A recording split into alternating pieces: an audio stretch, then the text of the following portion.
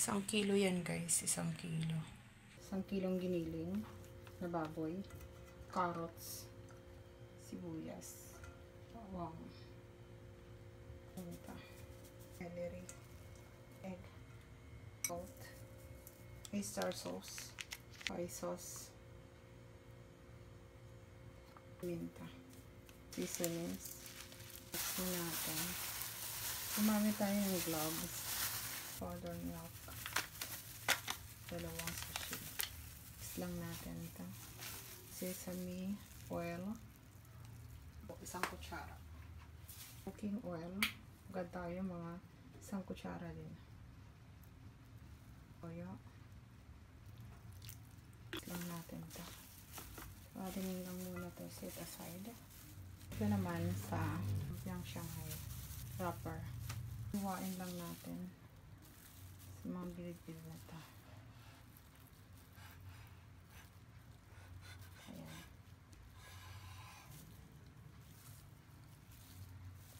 Tapos tayo dito. Yung itlog. Yung panglalak natin dito sa lumpiang Shanghai. So pagka ganyan, ganyan natin ito. Ganyan. Ganyan na magiging pattern. Ganyan. Ayan. Tapos paikat lang natin.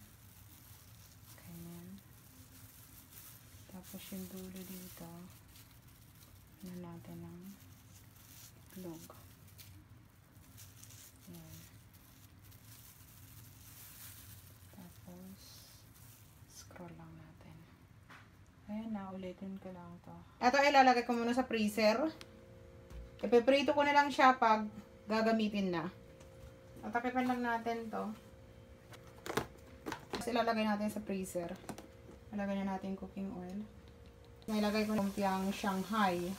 Naan ko guys, yung oil. For today's video, lumpiang Shanghai tayo guys. Set aside na natin ito.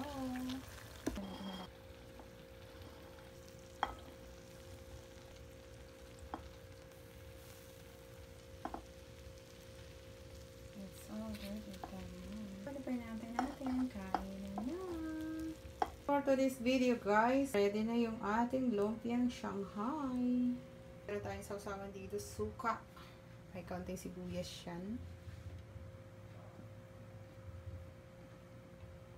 Yan, 1 kilo. Ang sarap. Delicious.